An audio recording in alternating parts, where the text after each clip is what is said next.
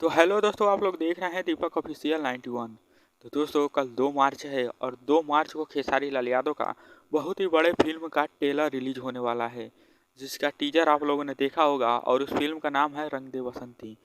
उसका टीजर आज से कुछ दिन पहले रिलीज हुआ था और वह टीजर काफ़ी खतरनाक था, क्योंकि उस टीजर में खेसारी लाल यादव का जो लुक था काफ़ी खतरनाक दिखाया गया था। खेसारी लाल यादव भगवा कलर के कपड़े में नजर आ रहे हैं और हाथ में बंदूक लिए हैं। टीजर में ज़्यादा कुछ नहीं दिखाया गया है, लेकिन जितना भी दिखाया गया है बहुत ही खतरनाक दिखाया गया है।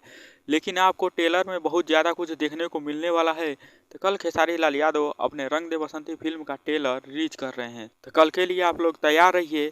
कल खेसारी लाल यादव का रंग दे बसंती फिल्म का ट्रेलर रिलीज होगा, तो आप लोग तैयार रहिए। तो कितना लोग उस ट्रेलर का बेसब्री से इंतजार कर रहे हैं तो कमेंट बॉक्स में ज़रूर बताएं। और जो लोग हमारे चैनल पर नए आए हैं तो चैनल को सब्सक्राइब जरूर करें।